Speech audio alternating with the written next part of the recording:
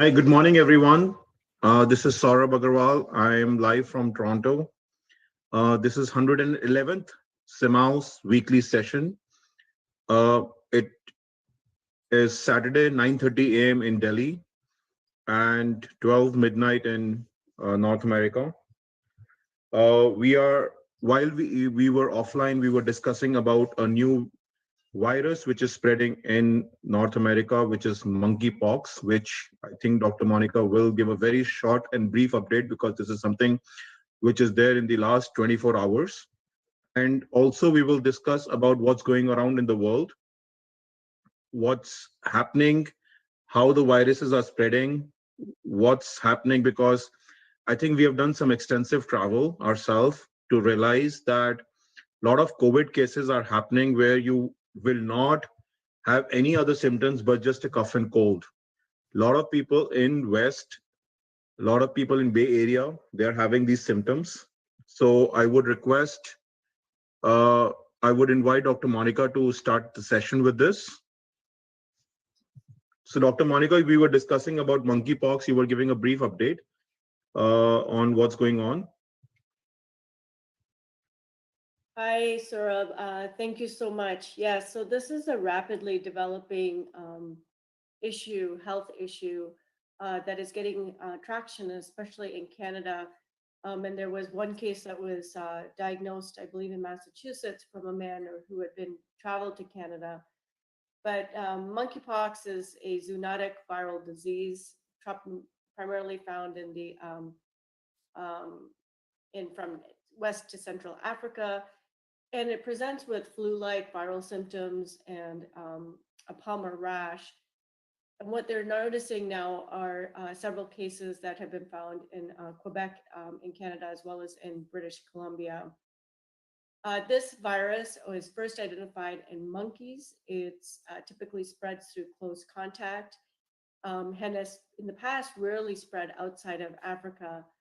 So the cases that are now seen in other countries, such as Belgium, France, Germany, Italy, Netherlands, Portugal, Spain, Sweden, the United Kingdom, United States, Canada, and Australia, is definitely alarming. It usually causes a mild viral illness, and it has a very distinctive bumpy rash. I think that the information regarding the spread of this virus is still evolving. What you're going to find in the news feeds, from routers, from Medscape, all these places where you can find updates, you'll see that most of the information related to monkeypox is still coming in within several hours as of right now.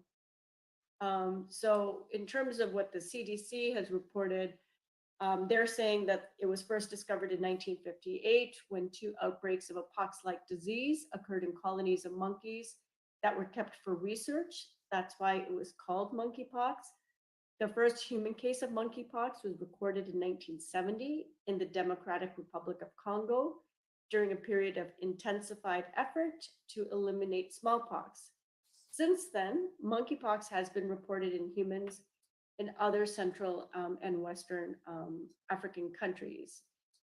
So now, as of May of 2022, the CDC, collaborating with the Massachusetts Department of Public Health, was investigating a situation regarding that man that I was telling you, which was a US resident who tested positive for monkeypox on May 18th. So that was 2 days ago, in our time zone here, after returning to the US from Canada.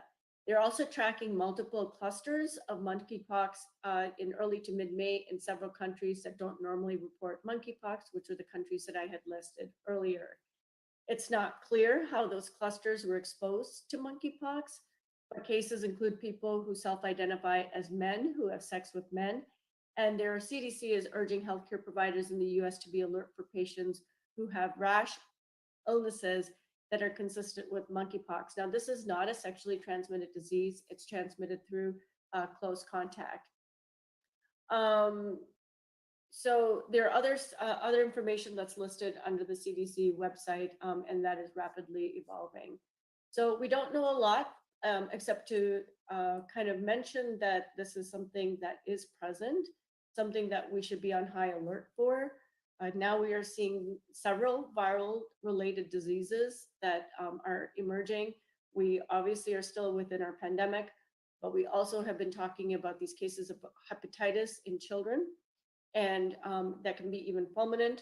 And now we're seeing the new monkeypox cases.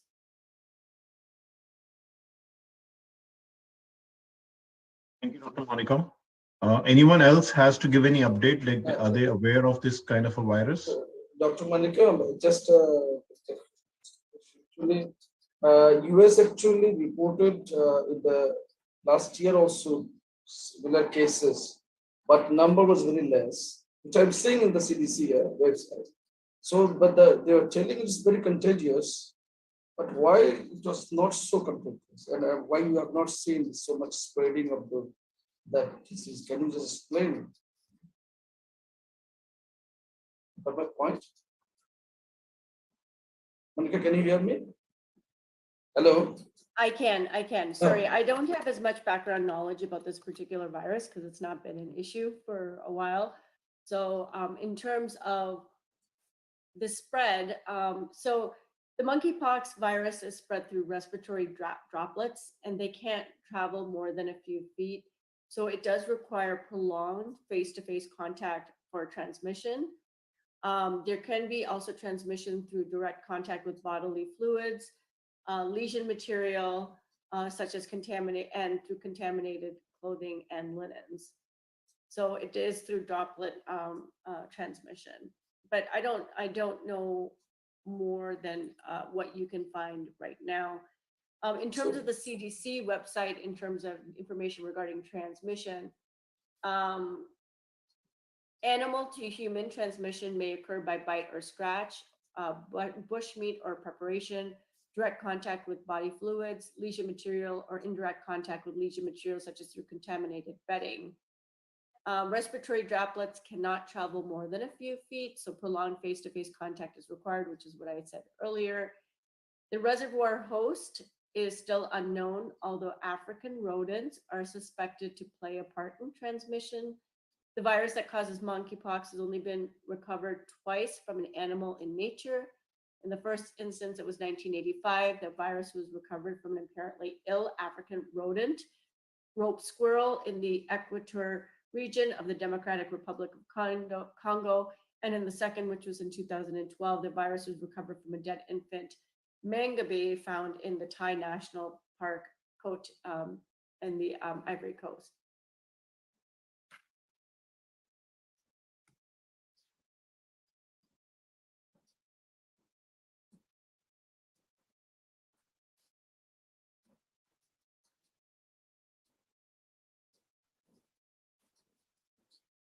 That's just another thing. Actually, in our countries, actually, we took smallpox vaccine. Which CDC have seen that they are also just suggesting the smallpox vaccine is also the mean to just contain it. So, do you think that this subcontinent should be immune from this small or this monkeypox?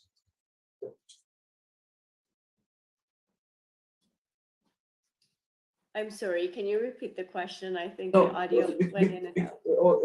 sorry. Is it okay now? Yes. You hear me? Yeah. Yes. But I'm telling you, do you think that because in subcontinents mostly we are already got smallpox vaccine in our childhood. So whether these people actually residing in mostly in Asia, I don't know what are the other countries that took the vaccine. So will this vaccine will protect this from monkeypox? Because in That's US, yeah. Okay. That's a really interesting question. So we know that the monkeypox is related to the smallpox virus, and immunity to smallpox is protective against monkeypox. But in 1980, smallpox was eradicated in all humans, and vaccinations against smallpox also is grown rare. I never got the smallpox vaccination. So therefore, human cases of monkeypox have been on the rise. even though it is still rare. So so as you lose, I guess, the herd immunity to the smallpox, whether it be through vaccination or infection, mostly vaccination, you are now becoming susceptible to monkeypox. Yes, that's a great point. So let's talk about how it presents, just so that we kind of review how to recognize it. So infection with the monkeypox virus starts like a flu-like illness. You have fever, headache, muscle aches, swollen lymph nodes, and a rash. And I think what's kind of characteristic about this illness compared to every other viral illness that gives you flu-like symptoms, including COVID, is this rash.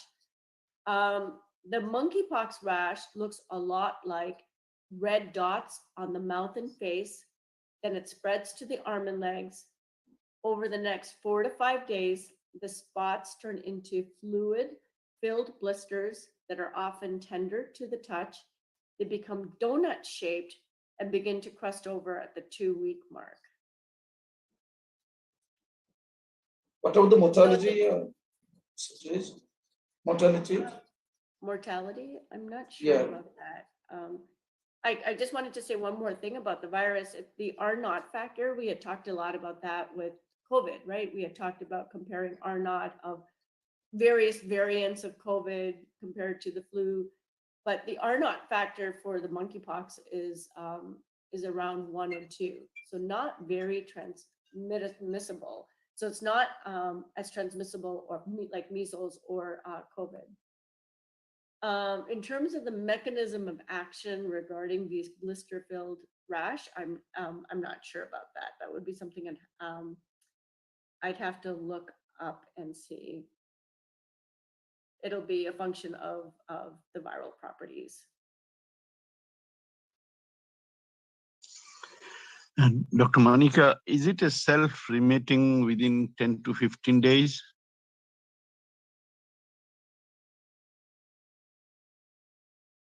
So it does look like that most cases are mild, and that it would be remitting. I'm suspecting that secondary infections of these blisters might cause more of the morbidity associated with this illness. But again, I don't know as much about this virus. And I'm actually, as we're talking about it, I'm actually realizing where we are now in terms of the situation.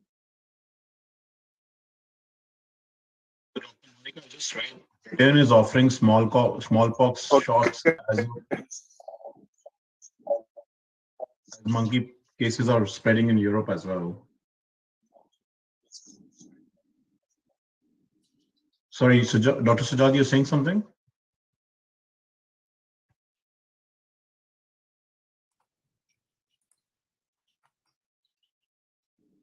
I missed a few comments from Monica, but I would like to know how this monkey pox spreads. I mean, transmitted.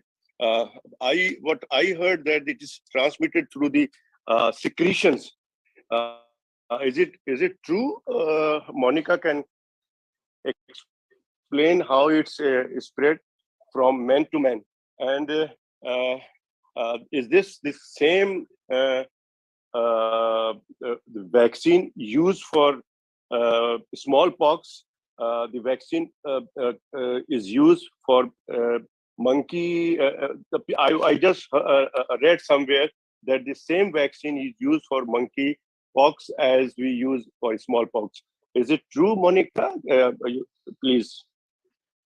So the first question you asked was about how the transmission occurs.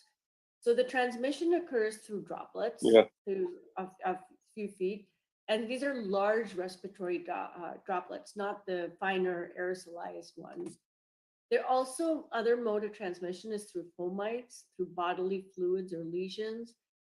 So you can also have direct contact where you're touching a lesion, or it can be indirect with lesional material through contaminated clothing or bedding that are known as fomites. In terms of the smallpox, what they're saying is that those who received smallpox vaccination, it provided immunity to monkeypox, and smallpox vaccination stopped in 1980.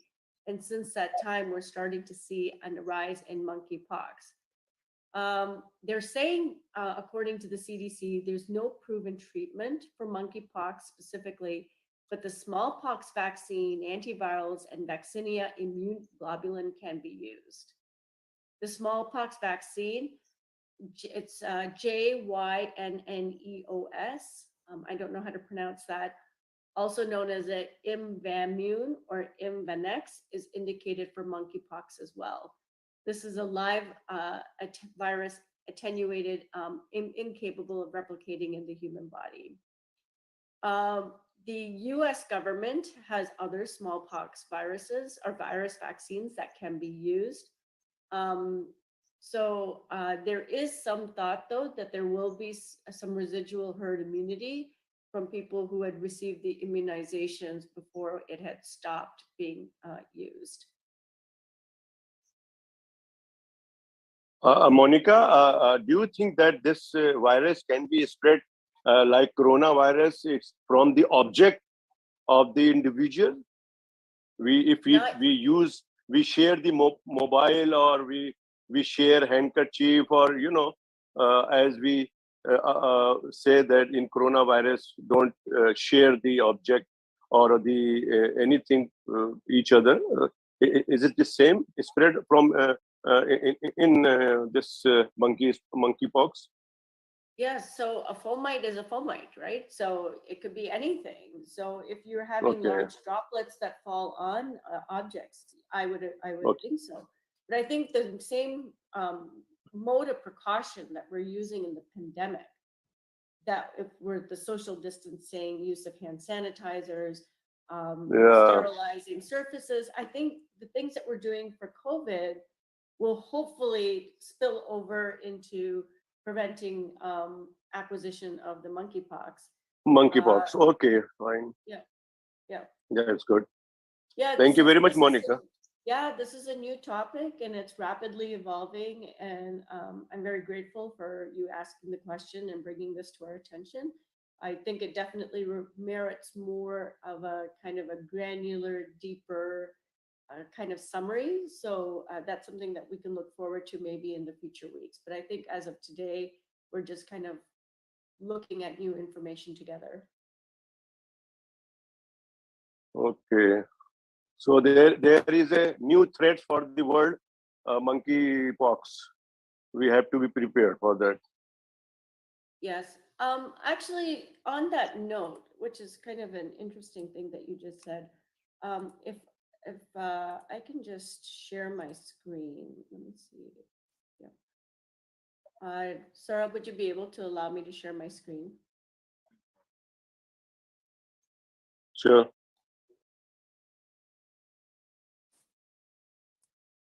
Okay. So we were talking about kind of now emerging threats, and that's kind of one of the things that I wanted to talk about, because I feel that we have started to drop our guard in this pandemic, and this pandemic is not over yet. So where are we in the US right now? We've crossed over 1 million deaths. We've seen 81 million people recovered with almost 85 million cases. If you're looking at the last 7 days in the United States, and you're looking at what is the number of cases per 100,000 population, where the darker the blue, the more the case rate per population. You're seeing a cluster in the East Coast. You see a cluster in the Midwest. You're seeing a cluster in Florida. I think this is where you're seeing international travelers coming in. Chicago, New York, Florida is a great popular destination for Disney World in the spring. And while we're in Hawaii, you can see that these are popular destinations, popular routes for international travel, and this is where you're seeing the higher level of spread. So the numbers are going up again now. I mean, we're in a situation where people have been vaccinated, immunized. We're still waiting for eligibility for additional boosters, and we're starting to see the emergence of new variants. This, by far, even though we talked about monkeypox, is still the most contagious virus on the planet. And the reason I write this is because my 16-year-old son just said that to me today, and it was in reference to the number of cases that were appearing in his school and in other places that he goes to, about how many cases he's hearing about. So what do we know here? We know that there was an increase in Omicron BA.1 transmission, which is a threefold greater than Delta. Excuse me. BA.2 is 30% more transmissible than BA.1. And now we're seeing BA 2.12.1, which is 25% more transmissible than BA2. We all remember the threat of Delta. We all remember the incredible speed at which Delta had spread.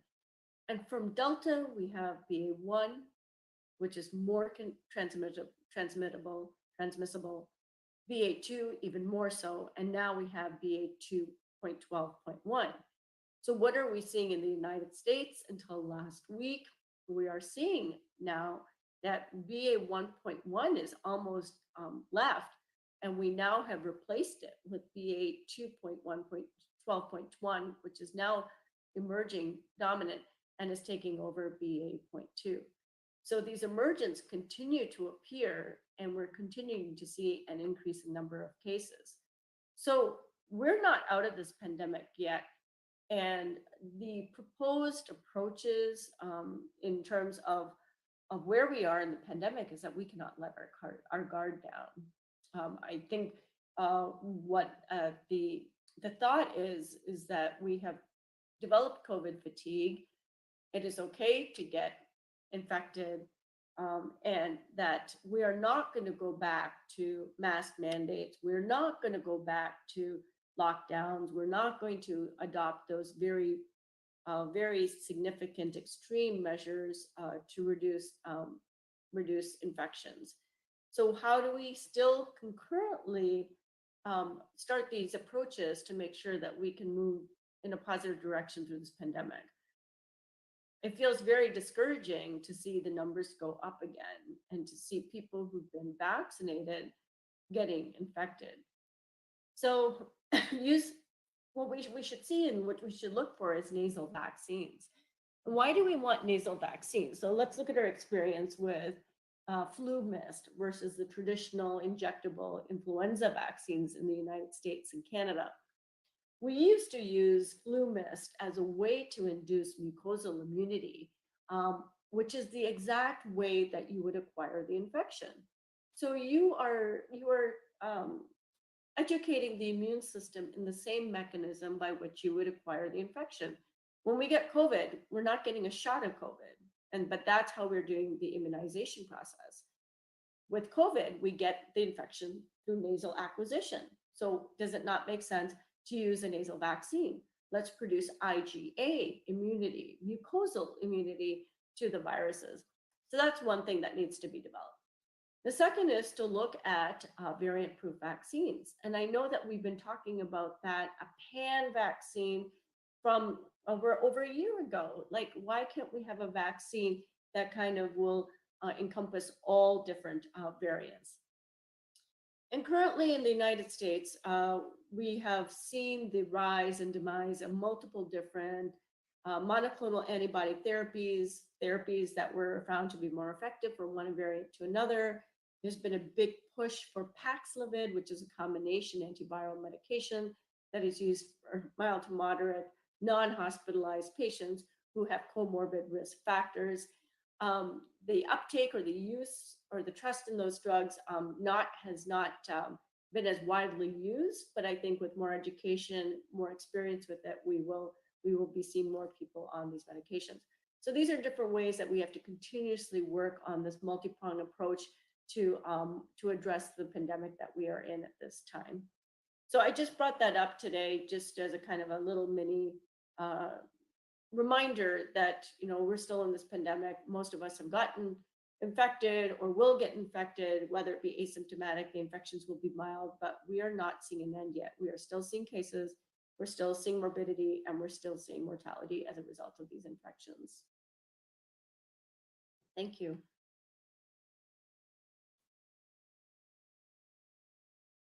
Thank you, Monica, for two major updates. I think very short notice I've given, and I think thank you so much. Um, so yeah, so let's move on. And anybody else has a question right now before we can move forward? Dr. Monica, do you have any updated information about North Korea's infection? Because they are not vaccinated actually.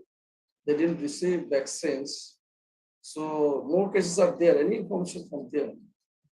Not Korea. Because you are talking about the cases, actually a lot of cases are going on in US. Actually, in last month, actually, I traveled to Paris and to attend the council meeting of BMA. Here, there also that those days actually I have seen more than 100,000 cases per day. But the people were not observing this protocol, COVID protocol. And even in five-star hotels also the receptionists were not following that. So I just asked them, they're telling nobody's going to hospital. So why to think about that? So I told them that, today you have more than 1,600 cases in the hospital and you're not just afraid of that. So they're telling that there's the old people and probably not vaccinated people are there in the hospital. So there is the thing actually, this is worrying. And in India, actually, I have seen the last week, more than 3,000 cases in India per day. And in Bangladesh, it's very less actually, that's 30 to 50 cases per day. But we are not also observing this protocol now. But the cases are not increasing much. This is what I am seeing here. And there are no deaths in the last month. In the last month, no deaths from COVID. So this is very interesting actually. Bangladesh is highly vaccinated actually. More than 80% vaccinations are already carried out in Bangladesh. So this is the scenario here. So what is the inference actually? Why it is increasing actually? I think the COVID protocols are not maintained. Even if it is even if it is said or seen that is mild, okay, but protocols are not maintained, so it's spreading. Do you think that in the US also it's the same case? Yeah, so we've moved away from doing an entire population approach to now making it more personal, regional. So if you feel that so this is the instruction I got when I got on the plane to come from Toronto when I flew to Chicago. You are now in under US jurisdiction. There is no mask mandate. So in Toronto, there was a full mask mandate in the airport. You get on the airplane. I flew an American carrier. And they said that now you do not need to wear a mask, but it is your personal decision to wear or not wear a mask. And please respect the decision of the person at the passenger next to you. And I think that's a great analogy of how the whole approach is, whether it be by country, whether it be by individual, whether it be by a region. And that is that we are all making our own personal decisions regarding how we are approaching risk mitigation for acquiring COVID based on our personal experience. Are we vaccinated? Are we at high risk? When was our last vaccination? And what is the activity that we plan to do? So cases are going up. All I'm saying is that we should not put down our guard. We should always have it in the back of our mind that we need to be careful. We continue to need to weigh the risks and benefits of every activity that we do. It's okay if the person in front of me is not wearing a mask, but if I don't feel safe, I can walk 2 steps backward, I can maintain my distance, and I can wear my mask. But just because I don't want to wear a mask, I can't enforce that somebody else should wear a mask, right? So I think that that we're in a different place now. We've been in this pandemic for 2.5 years. We are very, very tired. It's very hard to enforce these things. It is not feasible from an economic perspective, going to work, doing things. But I think everybody should still take the full responsibility of how to make, as Dr. Angelica is saying right now, to make the best choice for yourself and the people around you. And that we need to put the onus on ourselves and take care of ourselves. Just a actual question. Actually, the questions are arising now. If we use the mask for the whole time outside, then there is a possibility that you are getting your volume, pulmonary volume is getting reduced, and you may be having polycythemia. So these things are coming up now, and so they are advising that you should not use mask all the time, rather the interruptions. You have 24 hours in a day. Do you wear a mask when you sleep?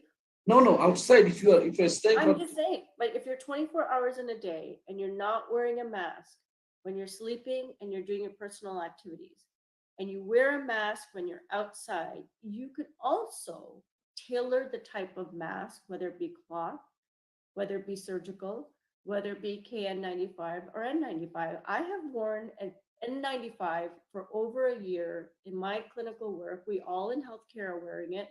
I am not worried about polycythemia. Have you checked your blood CBC? Yeah, my CBC has been checked and it's fine. I'm not worried. It's okay. But one of my specialists actually in this, he was telling that he just checked his CBC and he was telling he is having polycythemia.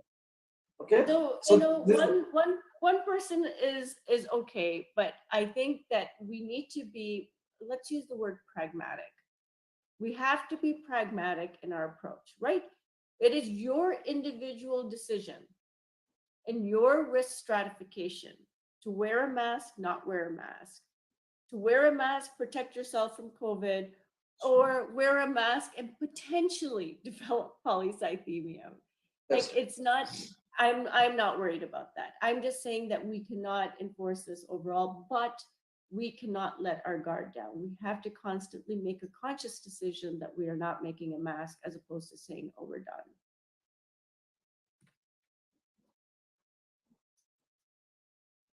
Thank you, Dr. Monica. This was excellent. And can we open the forum for an update from everyone?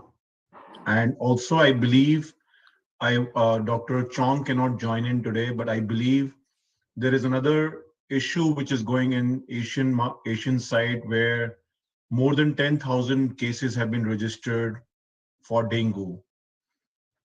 So yeah, so things are not getting over. I think there are problems which are happening around the world. This sessions we are updating everything. So let's start with the country update quickly, and we can wind up the session early. Can we start with South Africa?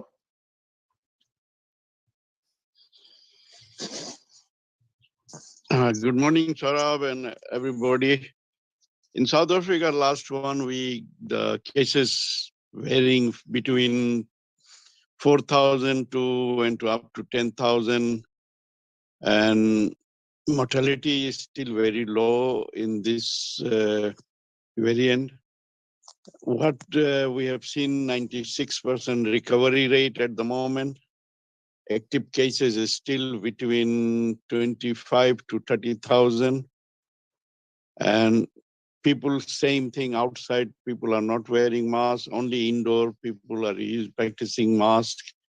Sanitizing also is almost gone. It's not seen in most of the shopping center areas.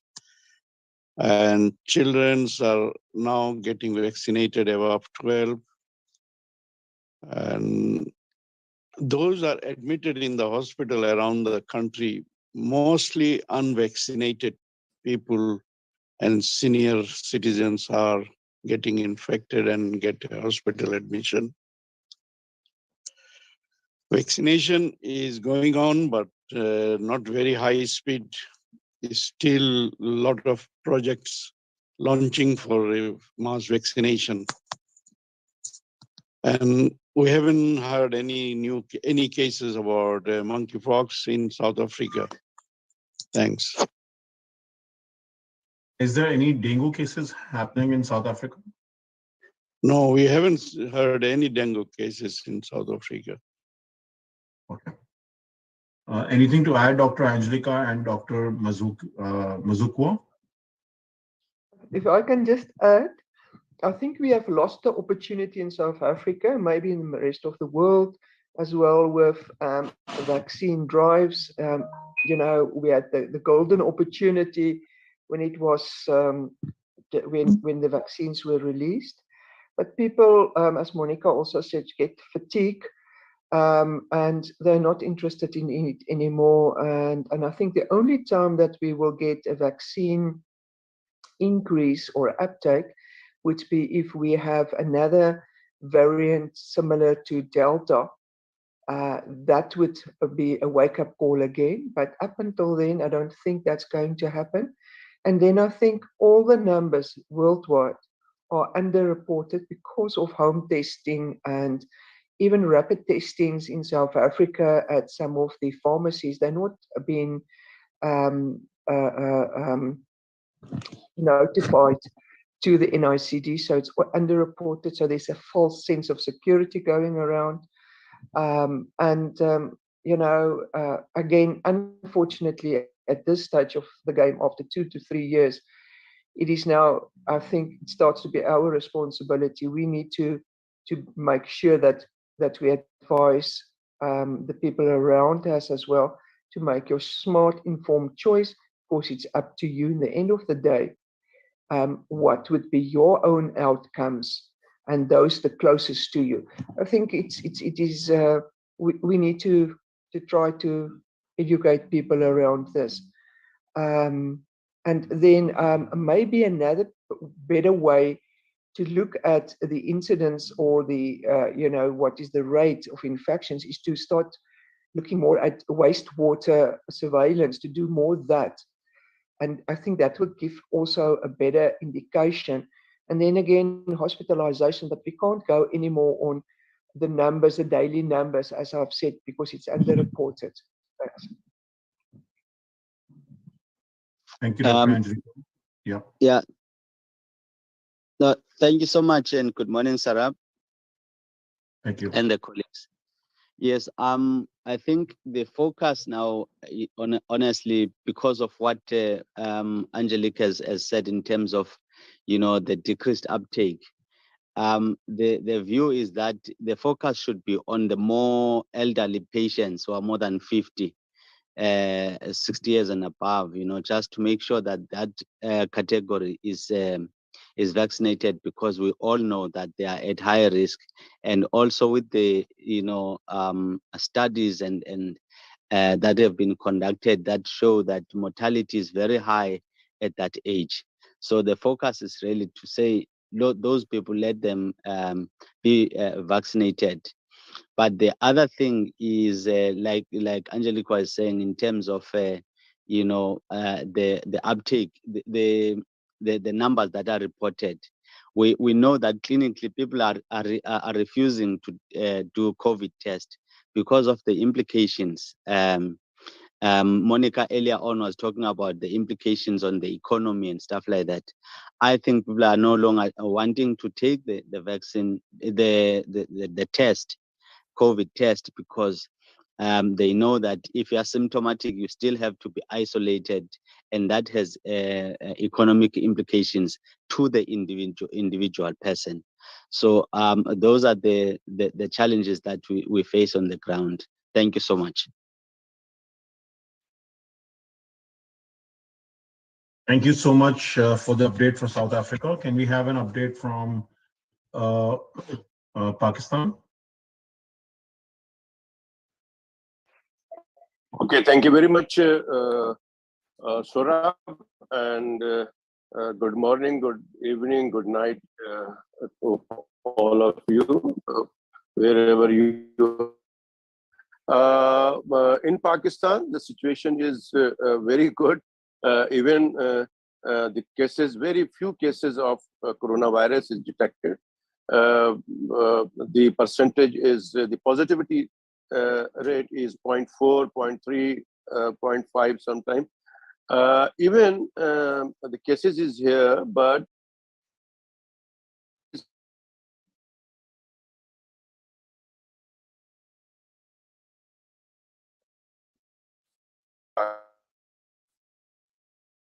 Dr. Sajad, we've lost you. I don't think we can hear you.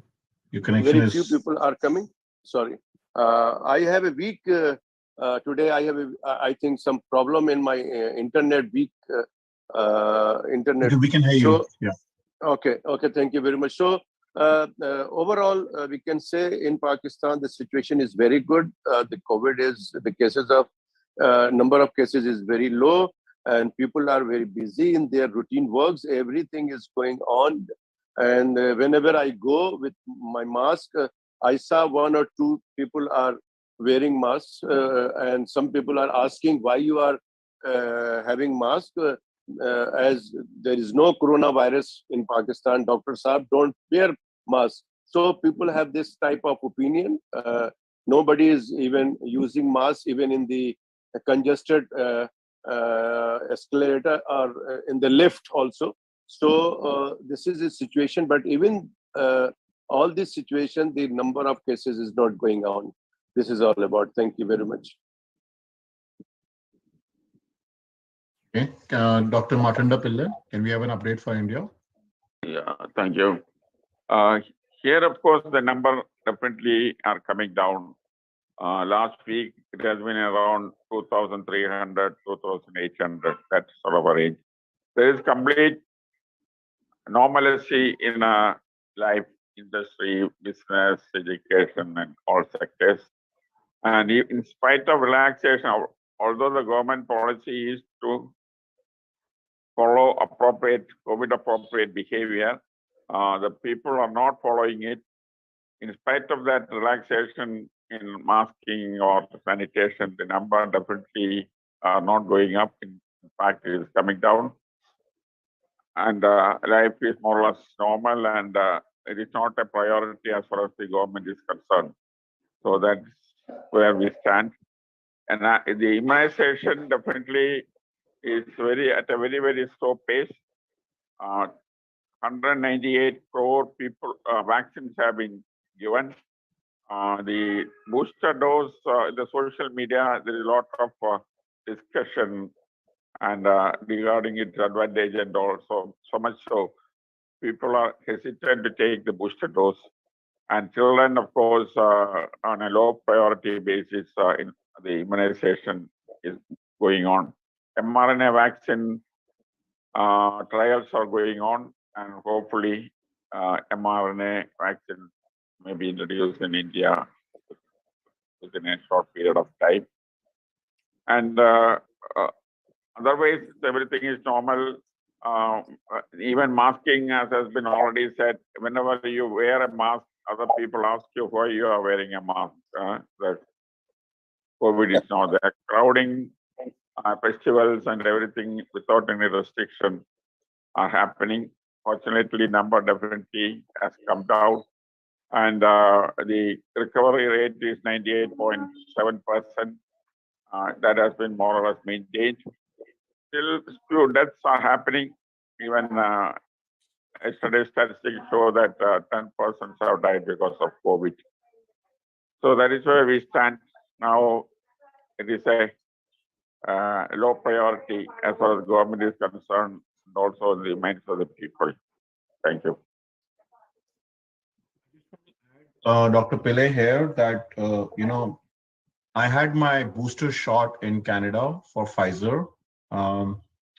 And people who are from from countries where the vaccines are not available and they're traveling, they can have a benefit of having a booster shot. I don't know about US, but at least in Canada, and they give you a certificate also. So if there is a travel which is planned and they want to get a different booster shot, what is available in the country, they can plan that way as well. And I do not had any major symptoms after the vaccine. So I took my first booster shot last week.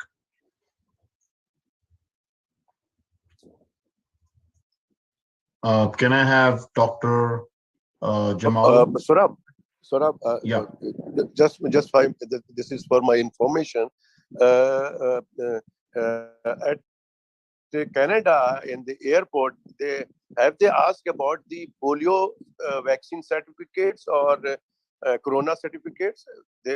You have to show. So there is a, so if you, when you arrive Canada, there is a Arrive Canada app.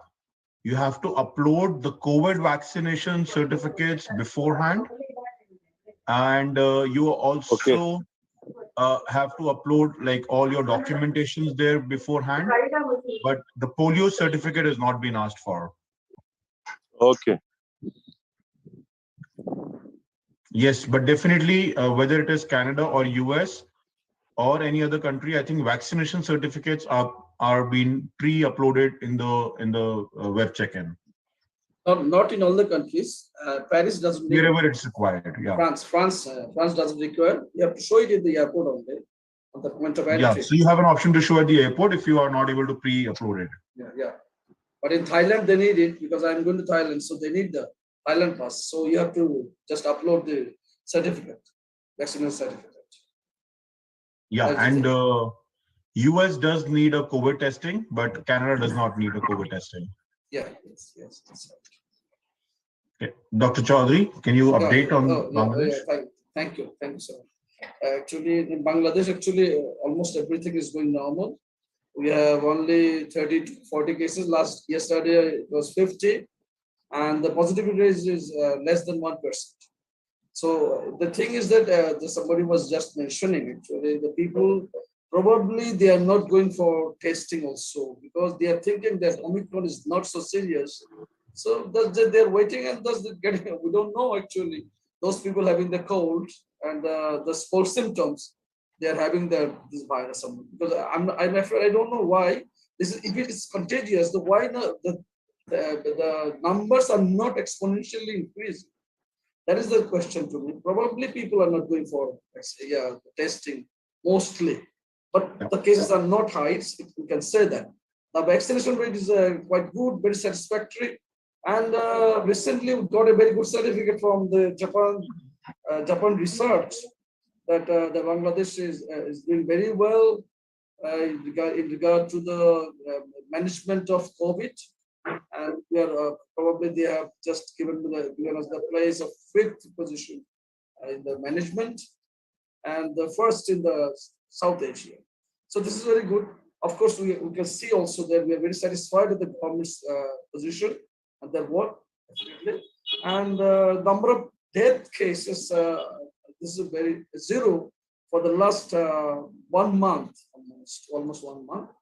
And no other restrictions, but officially still there is a restriction in the offices that you have to put on a mask, but everybody is not following, and it is not strictly maintained also as before. So this is the situation here, and regarding travel, actually you have to put on mask even in the domestic flights, and not to talk about the international flights. International flight are always urging them to put on mask. Thank you so much. And dengue, regarding dengue, actually we have some dengue cases are there. It was increasing, but now it is not. It is stationary, probably you can say. And there is a vigorous containment measures going on here, eradicating the mosquitoes and others. So the government is doing very well. Thank you. Thank you, Dr. Chaudhary. Can I have Dr. Alvin Chang from Hong Kong?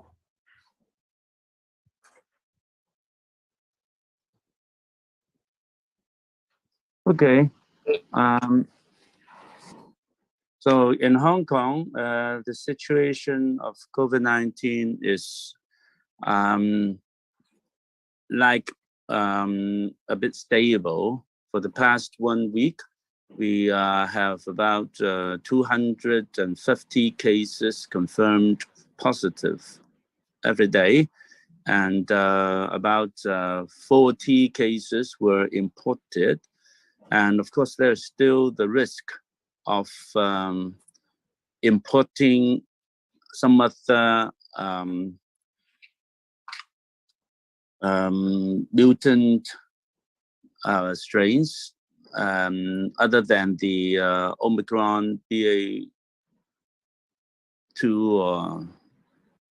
Luckily, we don't really have significant numbers of, say, BA4 or 5 or BA2129, something that's new to Hong Kong and could potentially kick off another wave, the sixth wave in Hong Kong. So because of the stable situation, the government had relaxed the rules, the social distancing, and then the border are more open now. But still, I think we need to be very cautious because there are still 200 cases, 250 cases a day. And with the relaxed rules, people are dining and going to all those banquets, etc. There's still a risk of going into the sixth wave again if there are imported mutated strains that's not really protected by the vaccines. Now, our vaccination rate had gone up to over 92% for the first dose and about almost 80% for the second dose. And yet only about 50 to 60% for the third dose. And our experience is that for the Omicron, in fact, vaccination for the third dose is really necessary for both BioNTech and also for the CoronaVac produced by Sinovac in China. So, and of course, the antibody level produced by the Sinovac vaccine is less than that of the produced by the BioNTech. But then, well, according to the studies, the cellular immunity generated by the Sinovac vaccine is equal or better than that produced by the BioNTech. And of course, that means it's still useful for preventing hospitalized cases and also preventing death. And however, for those who like to go to Japan, we got the news that the Japanese government would not allow, visitors vaccinated with Sinovac to enter Japan. Well, so only those, more than half of the citizens in Hong Kong have been vaccinated with BioNTech. And so those could travel to Japan for the vacation. Well, anyway, don't know whether our Japanese colleagues are here. Well, just I heard that the Hong Kong government is going to negotiate and hope to lobby the government of the Japanese government to reconsider this. Well, anyway, so the situation in Hong Kong is quite good now.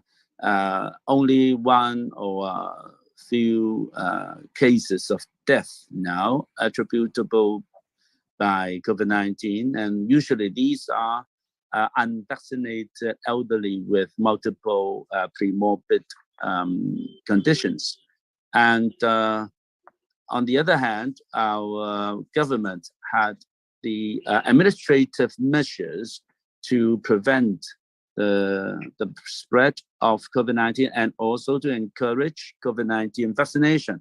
Although we don't have a mandatory vaccination, but then these administrative measures like vaccine passports, that is, you have to have 2 doses of vaccination before you could enter any entertainment premises, restaurants, even sports centers or gyms, and even churches or temples.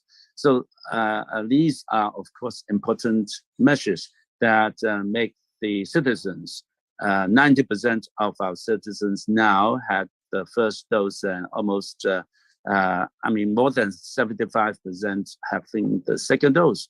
But then at the end of June, I think they would require the vaccine passports to have 3 doses, the booster dose, in order that the citizens could go into all the premises that I mentioned just now. But anyway, we are still keeping the fingers crossed because we still could not have the border open with the mainland China. And that is still a big barrier to our recovery of our economy because most of our economic transactions also have the deals with the mainland China. And also the traffic with other places has still been very, very limited, even though the border is open now, because the Cathay Pacific, our airline in the past, had, dismissed a lot of their staff. And in fact, many air crew members and pilots had left our airline for other places because our stringent measures in Hong Kong. And so it needs to take time to recruit those aircrew members and pilots. So that's our situation in Hong Kong. Thank you very much. Oh, we don't have dengue fever. In fact, dengue fever is very, very prevalent as an endemic disease in the tropical Southeast Asian countries. Hong Kong lie in the subtropical area. And so we don't have endemic dengue fever, of course. But then with the importing cases from Southeast Asia, we need to have stringent mosquito control and environmental control in order to bar out these dengue fevers in the future. So we like to try our best. And anyway, thank you very much. Thank you, Dr. Elvin. That was a nice update, and after a very long time. So I don't know if Sorry, I have could not anyone- attend in time. Saurabh, can I just ask Alvin, what is the situation prevailing in China? Mainland China. Dr. Elvin is asking if you have any update for China. I'm sorry. I have the updates from the news, just like you have. I think in China, for Shanghai, from the news, we know that the situation is improving, abating. The number of cases per day had dropped to only about 1,000 compared to about more than 25,000 a day last month. So in Beijing, they are also controlling the eruption of their confirmed cases in the new wave. It seemed that they have the effective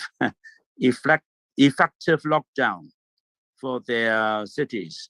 So, but of course, it's sacrificing the economy, and many people really have to tolerate the suffering from lockdown.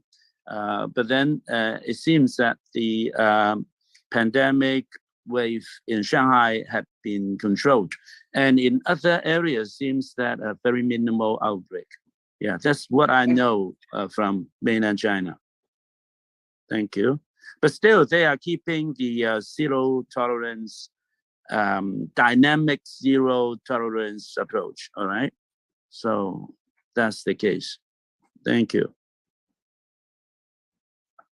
Okay, so that completes all the associations over here present to give an update. I don't think there is anyone else remaining. I don't think we have anyone from Japan or from Korea here. So can I ask Angelique and also other colleagues in South Africa, are there cases of monkeypox in your country or only limited to Eastern or Western or Central Africa? And I heard that it's spreading to USA and Europe as well.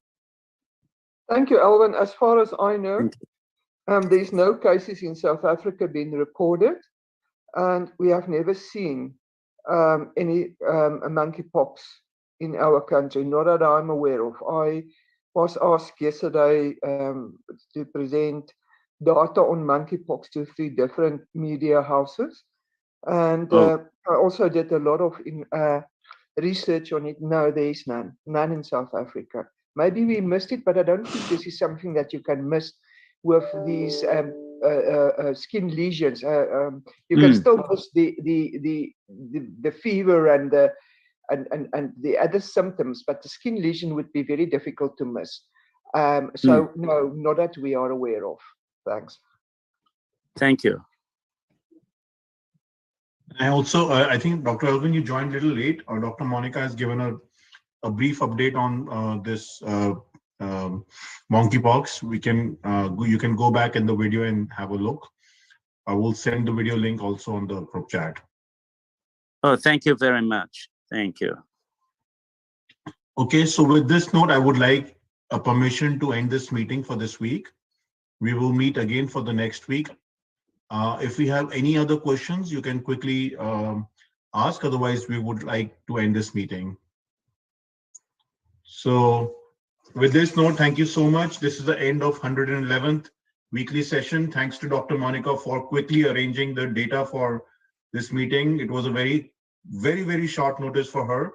And thank you so much for an update. It was much needed update for the country.